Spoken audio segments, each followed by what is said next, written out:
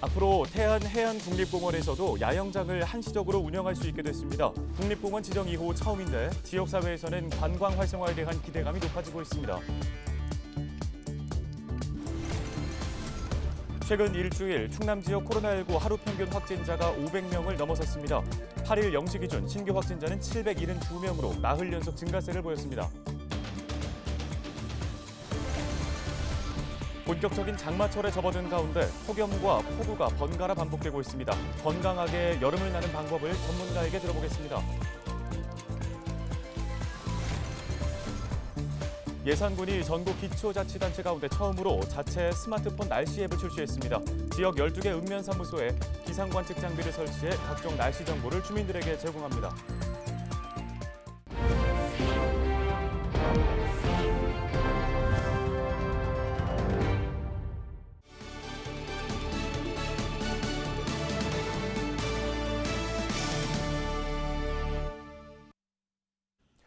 여러분 안녕하십니까? 헬로티비 뉴스 시작합니다. 탁 트인 바다에서 아름다운 낙조를 즐길 수 있는 태안은 캠핑 명소로도 큰 인기를 끌고 있죠. 특히 올해부터는 바다 주변 해안국립공원에서도 캠핑을 즐길 수 있다고 하는데요. 지역사회에서는 관광 활성화에 대한 기대가 높아지고 있습니다. 첫 소식 한범호 기자가 전해드립니다. 태안에서 8년째 캠핑장을 운영 중인 변영규 씨. 야영장 절반이 바닷가 주변이지만 썰렁한 모습입니다. 해당 구역이 해안국립공원으로 지정된 탓에 각종 편의시설 설치가 불가능했기 때문입니다. 그런데 최근 이곳에 야영장 운영이 가능해졌다는 소식을 듣고 임시 데크 시설을 급히 마련했습니다. 자연스럽게 매출 상승도 기대하고 있습니다. 모든 이쪽 캠핑 운영을 하시는 분들이 숨통이 많이 트였을 거라고 생각을 하고요. 국립공원의 한시허가가 풀림으로 인해서 약 한 30% 정도 이상의 어떤 매출 향상이 있지 않을까 하는 기대를 해보고 있습니다. 환경부는 해상해안국립공원 자연환경지구에 야영장을 설치할 수 있도록 법령 개정을 추진 중입니다. 1년 중 4개월만 운영이 가능한데 당장 올해 7월부터 10월까지 적용됩니다. 장소는 야영장 시설을 합법적으로 갖춘 곳이어야 합니다. 태안해안국립공원에 야영장을 설치할 수 있게 된 건 국립공원 지정 40여 년 만에 이번이 처음입니다. 지역사회는 환영하는 분위기입니다. 태안은 해안선 230km, 해수욕장 28곳 중 24곳이 국립공원에 속합니다. 이곳엔 화장실이나 샤워장 등 일부 편의시설만 여름철에 한해 설치가 가능했습니다. 그동안 규제 개선을 요구해왔던 지역사회는 야영장 운영을 반기고 있습니다. 환경부도 방문하고 거기에 산하기관인 국립공원 관리공단도 방문해서 여러 차례 건의한 바 있습니다. 야영장이 가능하도록 돼 있기 때문에 앞으로 그 서울이나 어디 수도권에서 가까운 지역에 있는 사람들이 많이 찾아올 거로 예상이 됩니다. 일단 물꼬는 트였지만 추가적인 규제 완화가 필요하다는 목소리는 여전합니다. 한시적인 야영장 운영을 1년 내내 할 수 있도록 하고 몇몇 해변은 규제에서 완전히 자유롭게 조성해야 한다는 겁니다. 대여섯 개라도 이렇게 해서 명품을 지정을 해가지고 시범 운영이라도 해서 주민들도 자성권 행사를 할 수 있고 관광객들도 편히 올 수 있고 공단이나 환경부도 거기를 효율적으로 이렇게 운영할 수 있는 계기가 되지 않나. 서해안 대표 관광도시 태안. 천혜의 자연환경을 활용하기 위한 제도 개선 움직임은 더욱 활발해질 전망입니다. 헬로티비 뉴스 한보호입니다. 다음 소식입니다.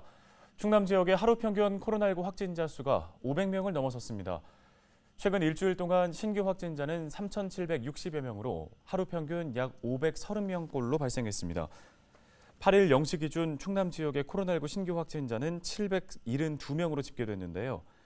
천안에서 가장 많은 153명이 확진됐고 논산과 아산에서도 100명 넘게 양성 판정을 받았습니다. 이 밖에 당진 74명, 서산 59명 등 9개 시군에서 두 자릿수 확진자가 나오면서 나흘 연속으로 증가세를 보였습니다. 누적 확진자는 72만 6천여 명으로 집계됐으며 전체 도민의 34%가 코로나19에 감염됐습니다.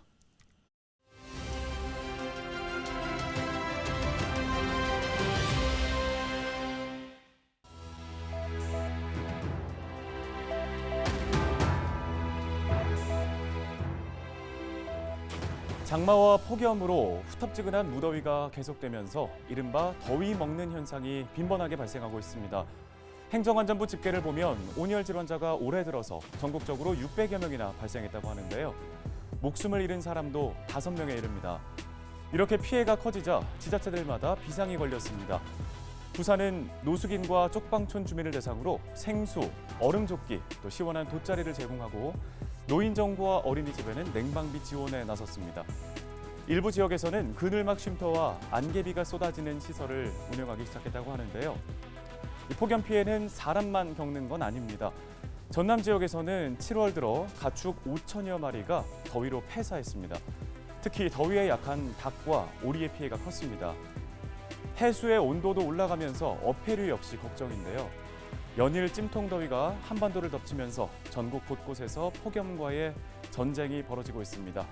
물 자주 드시고 한낮에는 논밭일이나 외부에서의 작업은 가급적 피하시는 게 좋겠습니다. 데일리 브리핑이었습니다.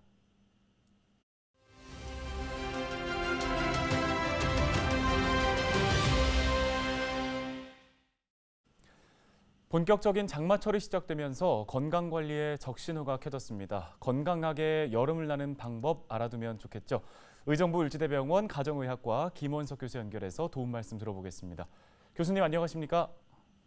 네, 안녕하세요. 네, 요즘에 폭염과 폭우가 번갈아 반복되고 있습니다. 그만큼 덥고 또 습해서 건강관리에 다들 신경 많이 쓰실 텐데 이 시기에 좀 주의해야 할 점을 먼저 짚어주시죠. 이런 경우 무엇보다도 식중독 등 음식에 의한 질환을 조심해야 합니다. 식중독은 다양한 소화기 증상을 일으키는데 특히 설사와 구토, 열이 동반되는 경우에는 병원에 내원하여 의사의 진료가 반드시 필요합니다. 설사의 경우에는 무작정 설사약을 먹는 것은 특히 조심해야 합니다. 그 외에도 이러한 날씨에는 우울감도 심해질 수 있습니다. 우울감이 2주 이상 장기화되거나 특별히 돌봐줄 수 있는 가족이 없거나 극단적인 생각까지 드는 경우라면 병원 내원이 필요합니다. 폭염과 폭우가 반복되다 보면 아무래도 에어컨을 자주 켜게 되는데요. 특히 냉방병이나 심혈관 질환 등을 유의하셔야 합니다. 실내 온도와 바깥 온도가 6도 이상 날 경우 말초 혈관의 급속한 수축 등에 의해 혈액순환에 이상이 생기거나 자율신경에 변화가 올 수 있습니다. 이럴 경우 두통, 복통, 설사, 열, 피로가 등이 올 수 있습니다. 이러한 증상이 심한 경우 역시 병원 내원이 필요합니다. 네, 또 이 볕이 강한 여름철에는 자외선 노출도 신경이 쓰이는데요. 흐린 날이나 비가 오는 날에는 자외선 걱정을 조금 덜어도 될까요? 사실 날씨가 햇빛이 강하지 않고 흐리다고 하더라도 자외선은 여전히 높은 수준이기 때문에 주의를 해야 합니다. 자외선은 지속적으로 노출될 경우 피부암의 원인이 되며 이외에도 눈에는 결막염, 백내장 등을 유발할 수 있습니다. 또한 홍반은 흔히 피부가 타는 증상이라고 할 수 있는데 심할 경우 화상을 입고 통증, 부종, 수포 등을 동반할 수 있으며 유의해야 합니다. 이러한 질환을 방지하기 위해서는 선글라스, 모자를 착용하고 되도록 면으로 된 긴 옷을 입는 것이 효과적입니다. 자외선 차단제도 꼼꼼히 자주 발라야 합니다. 일반적으로는 야외 활동 시에는 자외선 차단 지수가 30 이상인 제품을 2시간에 한 번 정도 바르는 것을 추천합니다. 네, 올해 열대야도 다소 이르게 찾아왔고 또 실제로 체감하는 더위도 예년보다 더 심한 것 같은데요. 건강관리 어떻게 하면 좋을까요? 먼저 꾸준한 운동을 통해 기초 체력을 향상시킬 필요가 있습니다. 요새처럼 무더운 날씨에는 이른 아침이나 저녁 시간을 이용하여 운동을 하는 것이 도움이 됩니다. 충분한 수분 섭취를 통해 탈수가 되지 않도록 유의해야 합니다. 또 앞서 말씀드린 것처럼 여름철 식중독 등에 대비해야 합니다. 이외에도 신선한 과일을 충분히 섭취하여 수분과 비타민을 충분히 섭취하고 손을 자주 씻는 게 좋습니다. 또한 실내 온도 차이가 5도가 넘지 않도록 관리하고 자외선 차단제를 자주 바르는 것 역시 필요합니다. 무더운 날씨에는 심장박동이 빨라져 혈압이 오르기 쉽습니다. 이러한 점들 때문에 건강을 잃기 쉬운 만큼 건강검진을 미리 하여 몸 상태를 정확히 알고 관리하시길 권장드립니다. 네, 알겠습니다. 도움 말씀 여기까지 듣겠습니다. 의정부 을지대병원 가정의학과 김원석 교수였습니다.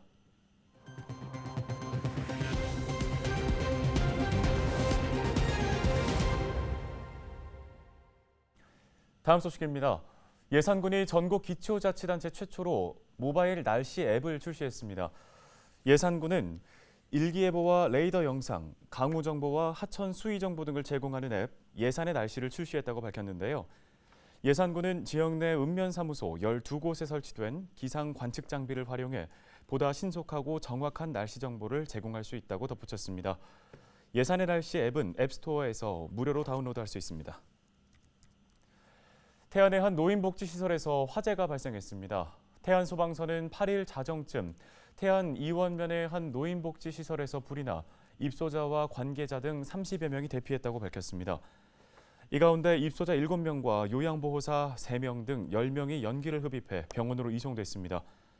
소방서는 건물 화장실에서 전기적 요인으로 화재가 발생한 것으로 보고 정확한 화재 원인을 조사하고 있습니다.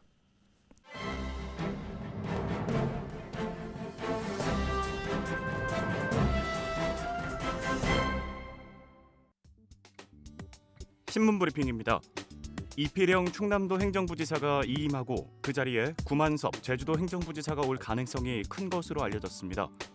민선 7기 후반기인 지난해 3월 2일 취임한 이필영 부지사는 충남 청양 출신으로 대전 대성고와 서울시립대 도시행정학과를 졸업했으며 행정고시를 통해 공직에 입문했습니다. 그동안 도 환경녹지국장과 경제통상실장, 행정안전부 창조정보기획과장, 법무부 국적통합정책단장 등을 역임했습니다. 코로나19 위기 상황을 안정적으로 이끌었다는 평가도 받고 있는데요. 일반적으로 부지사의 임기는 2년 안팎으로 아직 6개월 정도가 남아있지만 김태흠 지사는 당사자 의사 등을 종합적으로 고려해 교체적으로 방향을 잡은 것으로 전해지고 있습니다. 후임으로는 구만섭 부지사가 가장 유력하게 거론되고 있습니다. 구 부지사는 충남 서천 출신으로 대신고와 국민대 정치외교학과를 졸업했고 역시 행정고시를 통해 공직에 입문했습니다. 대통령실 인사비서관 행정관과 행정안전부 창조정보기획과장, 장관 비서실장, 국민대통합위원회 기획정책국장과 과거사 관련 지원 업무 지원단장 등을 지냈습니다. 이필영 부지사와 구만섭 부지사 모두 천안시 부시장을 지냈다는 점도 눈길을 끄는데요. 특히 구 부시장은 구본영 시장의 중도 낙마와 맞물려 권한 대행을 맡아 천안시정을 비교적 안정적으로 이끌었다는 평가도 받고 있습니다. 이 같은 인사가 현실화될 경우 최근 임명된 전영식 정무부지사에 이어 구만섭 부지사 역시 서천 출신이라는 점에서 일정 부분 정치적인 부담은 있을 것으로 예상됩니다. 하지만 김태흠 지사는 해당 부처 장관을 비롯한 정부 고위 직과의 직접적인 소통을 통해 구만섭 부지사가 최적임자라는 추천을 받았다는 사실을 근거로 언론과 도민에게 양해를 구하는 방안도 내부적으로는 검토 중인 것으로 알려지고 있습니다. 신문 브리핑이었습니다.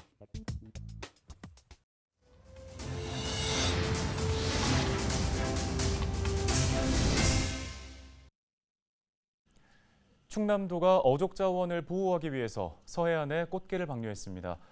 어린 꽃게 약 50만 마리는 당진과 태안 등 6개 시군에 방류됐습니다. 이번 방류는 수산자원 확보와 어업인의 소득 증가를 위해 추진됐습니다. 꽃게는 불법 조업과 남획, 해양 환경 변화로 인해 어획량이 지속해서 감소하고 있습니다. 벌들의 활동이 많아지는 여름철 벌쏘임 사고에 주의가 요구됩니다. 청양소방서는 지난해 벌집 제거 출동 건수는 약 590건으로 2020년보다 2배 이상 증가했다고 밝혔습니다. 8월은 벌집 한 통에 최대 3,000마리가 넘을 정도로 규모가 커지고 벌의 공격 성향도 강해지는 시기입니다. 특히 장수말벌은 일반 꿀벌의 500배 이상의 독성을 지니고 있어 더욱 안전에 주의해야 하는데요. 소방서는 벌을 자극할 수 있는 향수나 스프레이 사용을 자제하고 어두운 옷을 입는 것도 피하는 게 좋다고 당부했습니다. 코로나19로 중단됐던 야외 물놀이장이 3년 만에 문을 엽니다. 예산군은 천백년 광장과 무한천, 황새공원 등 모두 7곳의 물놀이장을 운영한다고 밝혔습니다. 내포 보부상촌 어린이 바닥분수 물놀이장을 제외한 6곳의 물놀이장은 무료로 이용할 수 있습니다. 당진에서는 삼선산 수목원과 한마음공원 등 야외 물놀이장 2곳이 개장됩니다. 물놀이장은 12일부터 다음 달 4일까지 운영되며 방문객 누구나 무료로 입장할 수 있습니다. 오늘 저희 헬로티비 뉴스가 준비한 소식은 여기까지입니다. 함께해 주신 여러분 고맙습니다.